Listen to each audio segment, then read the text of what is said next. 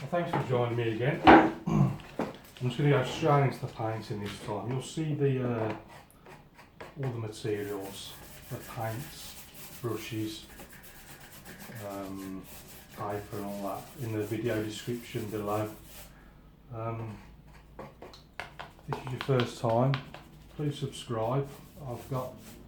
Currently trying to do a painting every weekday, Monday to Friday, so if you subscribe you won't miss a thing. This is just raw sienna going on to onto this 15 by 8 watercolour paper. Bit of alizarin crimson, and this one's just coming straight from my imagination. I don't even know what it's going to be yet, to be honest with you. I haven't really made my mind up. That's a bit of that in. Now I'm going to go for some darker colours. You see that all these paintings go in my eBay store as soon as I've finished them. So I'll show you when the painting's finished. I'll show you what I've currently got in there. See if there's anything that takes your fancy. So this is light red and ultramarine. Paper's still fairly wet, so it's blending nicely.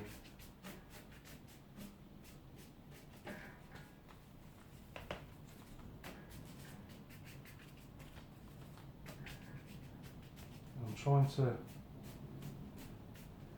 see what I'm guilty of. Often when I do these sorts of things, I tend to mix and it all ends up looking the same colour. I'm trying to get a bit more variety in the colour.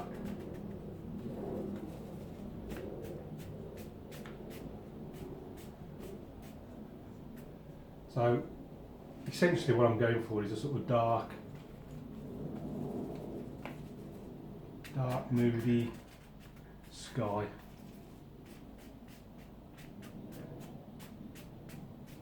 With the light coming down onto some sort of, often it's water I put in down the bottom. The light on the water is reflected in the sky area. So this is alizarin crimson and a bit of Payne's grey, and I'm going to start with a few little clouds, sort of something like that. Little clouds just floating away. More on this side.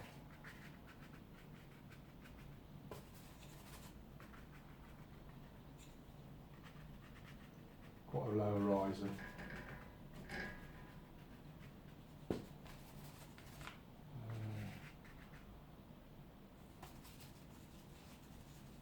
Same mix again. Alizarin crimson, Payne's grey. As the paper starts to dry, it'll just go on stronger and stronger. As there's less water on there to dilute the paint mix.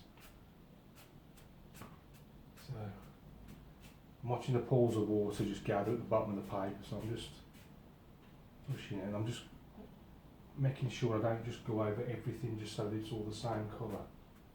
So you've got some nice little bits of red in there, bits of blue, alizarin crimson. Just soaking that up with a brush, little reservoirs that gather. Little white clouds maybe here and there. So if I use the dirtier part of the tissue, I can get a bit more subtle. It doesn't suck as much paint off. I'm also looking for any sort of blobs of water that are on the paper that might make something that I'm not looking for. So if I sort of dab it, I get the double effect of clouds plus I'm soaking up the water.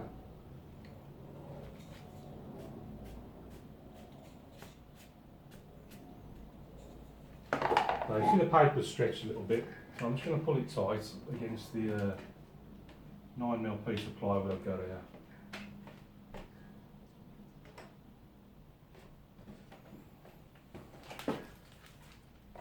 Right, bit of background. Sure. like a big steep.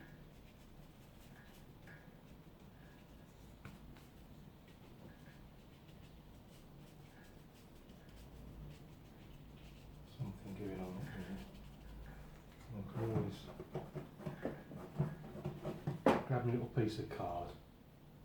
I'll just turn that into like little cliffs or something, like rocks.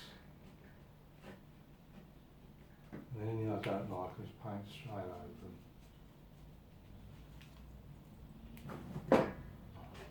Something good in there. Looks a bit more rocky, I think. Maybe too flat. Too flat. I'm just going to try and that's a little bit more dramatic. Yeah, it's too smooth. I'm trying to find something a bit more. That's good for that. See how it turns out. I'm going to clean the brush. It's good for a bit of raw sienna. Maybe a bit of lemon yellow.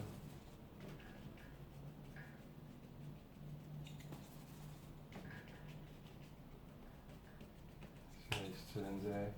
Lemon yellow.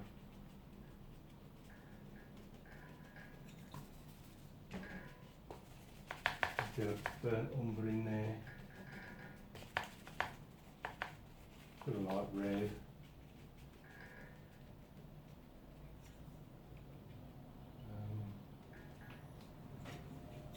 Might turn this into like a river or something.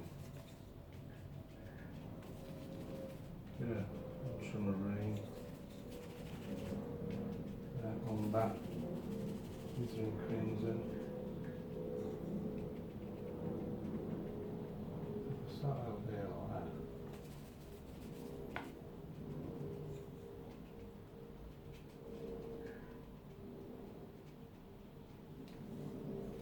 Let's just try and get that a little bit darker. Bit of brown, bit of blue. Just try and darken this a little bit.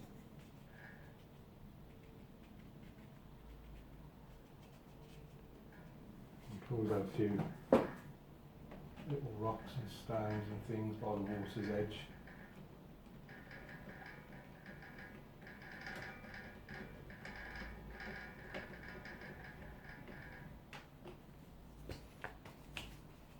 Bit of brown, bit of blue. Just define that edge a little bit better than I have done.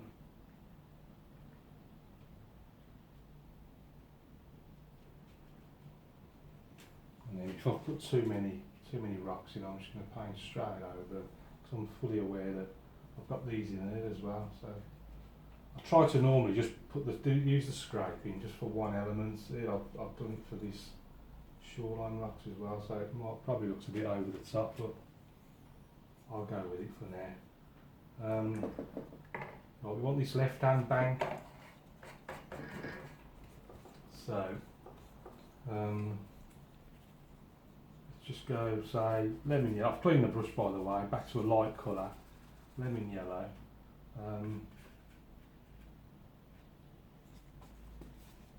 Just go straight across like that. Little sienna, umber. Darken it with a bit of ultramarine.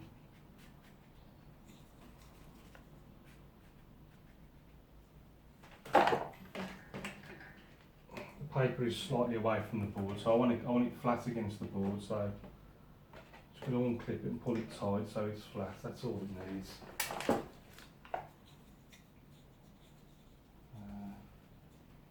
Bit of light red in there, just add a bit of excitement. You see how well it contrasts, that really light reflecting from the sky and this really dark riverbank just here, right on the where it bends. Let's just bring that right down to the bottom of the paper.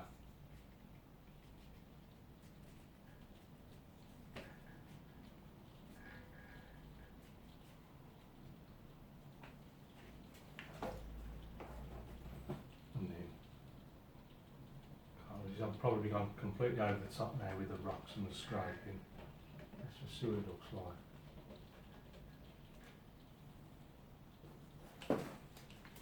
What I might do, I'll switch to the little rigger brush and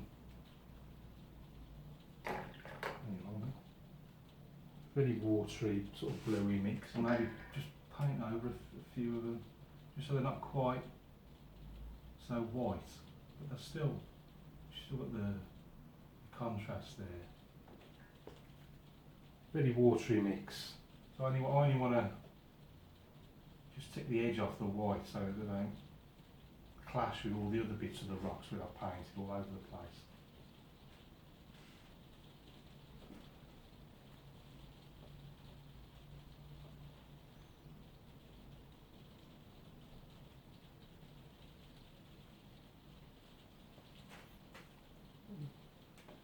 Trying to make them a little bit more subtle. Because if you just got just the white of the paper everywhere, you just lose the effect of it. Just a bit on this side as well.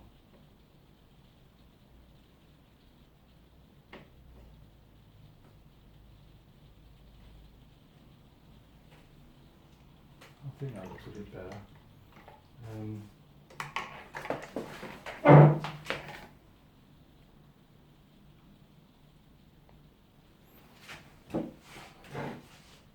Just give that a quick draw.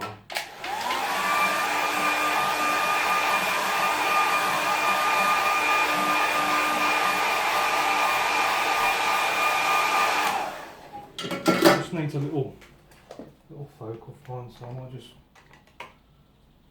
try and put a little fisherman.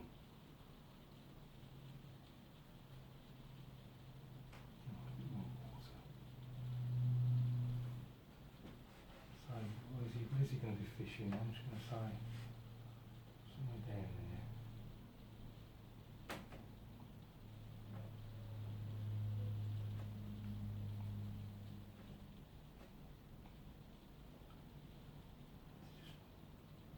Starting with his, I just sort of start from the neck down and then sort of broad shoulders, then you go in a bit, so it's sort of like a carrot shape, and then just finish with the couple of little tiny little legs, and then a little dot on the top for his head, and then big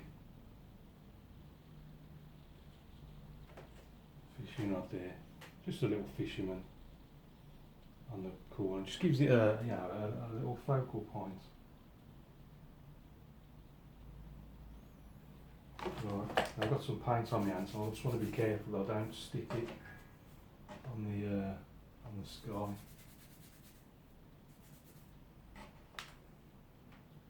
Up here I'm going to put a little bird.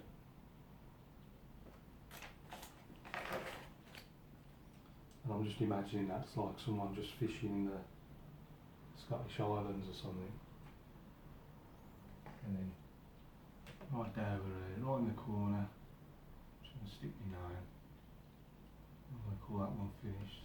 Let's see what it looks like with the mounts on.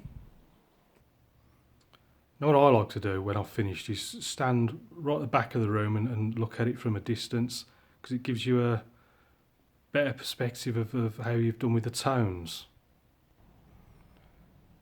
I think what would have been better, standing far back, these clouds almost looks like a distant hillside, mountain or something sloping down. I think it would have looked better with another layer, because I've only got the sort of two layers, and generally speaking, the more layers you can get in, the greater the depth and the more interesting the painting is. So I think another layer, just very faint, so it looks really far away in here, it would have helped create more of a sort of valley effect, but maybe next time. So if we start with the sky, various mixes of Russian and ultramarine, and then these sorts of areas, got a lot of alizarin crimson and Payne's grey in there as well. General intention was to create a light effect which I could reflect in the water. A few clouds here taken out with a bit of tissue. Like I said, the dirtier the tissue, the more subtle the effect is. And then we got some more clouds here on the left hand side. Again, mixes of alizarin crimson and Payne's grey. A bit more Payne's grey in this cloud, that's why it looks more sort of towards black than crimson here. And then the clouds get narrower and narrower as they go off into the distance. You see these rocks here where I've scraped out, just using the corner of a plastic card, just to try and create that sort of jagged rock effect. A few more rocks and stones along the shore. Painted over a few because I think I was going a bit crazy with the scraping. Even got a few more, look, on this left hand side. That's why I was sort of trying to paint over it with a very light sort of watery grey mix to try and make it more subtle. And as we sort of zoom in on our fisherman, so I've deliberately put him right there where it's lit, so he looks sort of silhouetted just to create the maximum amount of contrast. So that's today's painting. So let's just have a quick look at my eBay store, see what's for sale at the moment. There are 8 paintings on there at the moment. This one I've just done will be going on a bit later today. You'll see the link to my eBay shop in all the video descriptions. Cuckoo's Nook, that was a walk I had a couple of weeks ago down a local beauty spot. Rannoch Moor, always a great place to paint. Must confess, I use photographs off the internet for these. Like Lomond there. There's the Cuckoo's Nook painting I did previously. Just the one bid on it at the moment, so get in there, grab yourself a bargain. I made that one up, just painted that from my imagination. Another Cuckoo's Nook from the same walk I did, another photograph. Another one there of Loch Rannoch. Well, that's a lot for today. Join me again on Monday for another painting. You can help me out by liking, sharing, commenting below. All helps promote the videos. Thanks for watching. Keep practicing. Any questions, please ask. And I'll see you again soon.